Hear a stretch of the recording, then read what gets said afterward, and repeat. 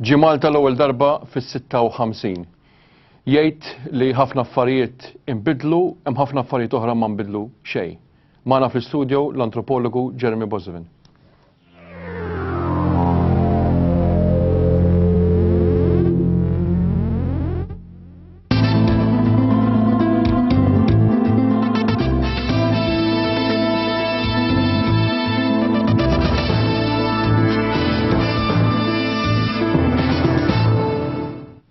Professor Jeremy Boissevain, welcome to Reporter. We have 10 minutes. It's impossible to go over your last 50 years knowing Malta, studying Malta. But what would you say has changed and not changed in the last 50 years? Changed. Well, changed is the landscape. A lot of it disappeared. The building boom changed the prosperity, the crowding, the affluence, that has changed. And yeah, some of the things that have not changed are some of the customs, the values, the importance of the family first, and then the loyalty to political party, patronage, and yeah, I suppose that, and the fact that Malta is a very small, isolated community. Less isolated than before. You mentioned the family, and you say the family first. But is this essentially a negative thing that the family comes first? No, not essentially negative, but it does have negative consequences. In fact, so much is justified in terms of the family. What is good for the family is good for me, but it's not necessarily good for the state, the country. The country sometimes suffers if these extreme loyalty to the family sometimes interferes with the attention you can give to your neighbor, to the effects of your activities on other people. So there's a certain amount of selfishness that comes from that. And this obviously is seen in certain habits or certain traditions, right? Which we call traditions. Mm-hmm. What would you give as an example of a negative aspect of? Well, the negative aspect of it is the extreme, nepotism, for example. The fact is that people are willing to put in relatives, do things sometimes, and also justifying in terms of, as we're not paying taxes because it's good for the family, and that's very bad for the state. And Malta is pretty notorious among other countries, South European countries, for not paying taxes. You obviously have written quite a lot about Malta, but one of perhaps your best known in popular terms study, which was also published as a book, was obviously Saints and Fireworks, where you talk about this rivalry also of band clubs.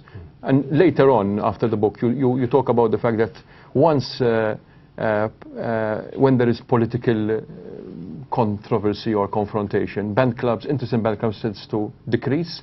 And when political confrontation decreases, people take interest again in band clubs. Mm-hmm. Is this the case till today? Is this the case today, or is it less?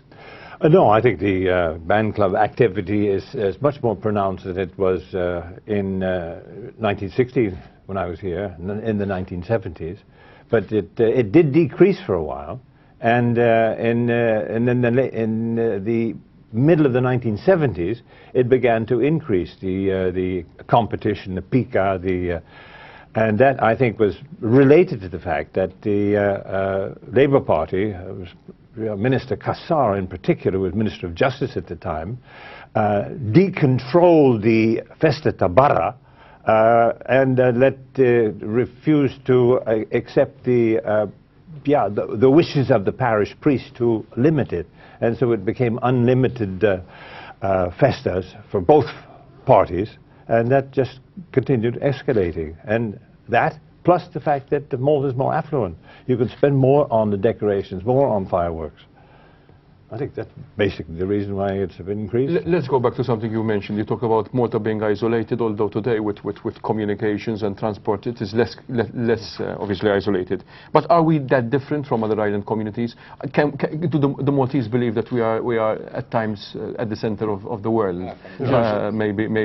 Maybe slightly megalomaniac also. But are we that different from other island states, other island communities? Yeah, no and yes. No in the fact that you are isolated, you're away from the mainland, but what is unique about Malta, of course, is that it's an island state in the middle of Europe, or at the edge of Europe. It's a border state. And the fact that you are a state isolated and therefore out of touch with a lot of Europe does give you a special character. And when you talk about this special character, we don't have time to obviously get into this. Does religion have a very big part to play in this?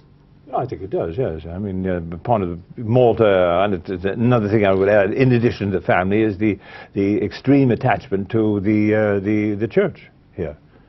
Very strong. And that in itself has obviously various positive and negatives, or would you say on an equal enough positives, enough negatives? How would you look at this? Well, it has positive things. Is that there's a set of 10 commandments that are enforced. People tend to avoid the 10 commandments when they stop obeying religion, as it were. I think it also leads to a certain blindness about what's happening in the world around. I mean, extreme orthodoxy.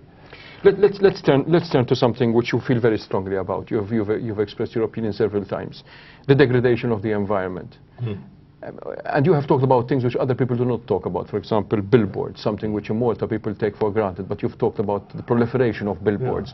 Yeah. Where do you rate our sensitivity towards the environment today, 2007?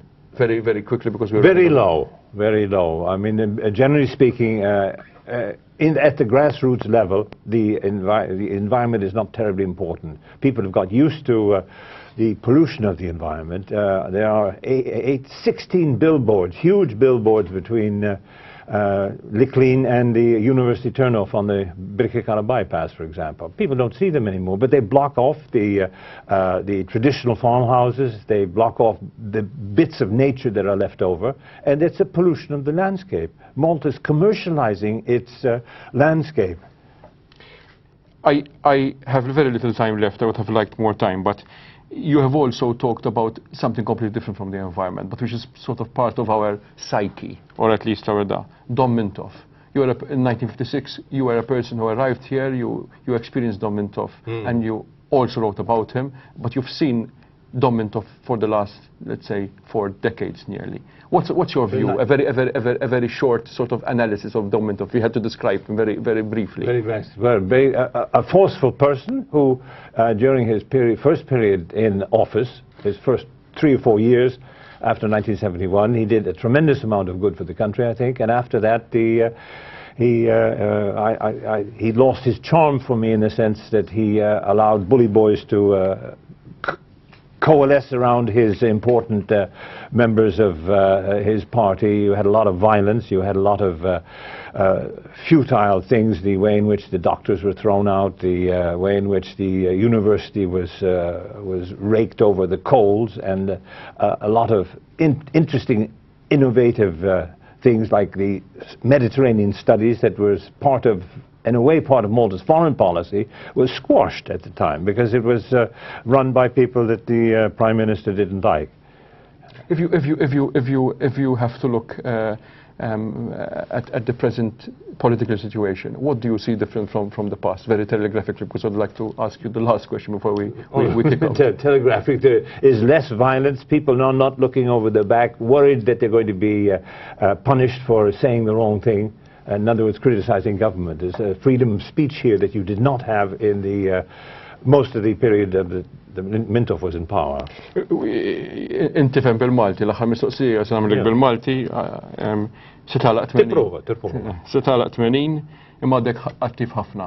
X'pjanijiet għandek għall-futur? Għandi pjana biex nagħmel xi ktieb ieħor fuq l-artiklu li ktibt Want a reader. I've written about 50 articles on Malta. I'm going to choose about 15 and try and weave them together in a coherent book. That's my next plan. Professor Jeremy Boissevain, I thank you for coming for this short program, and I wish you the best. Thank you.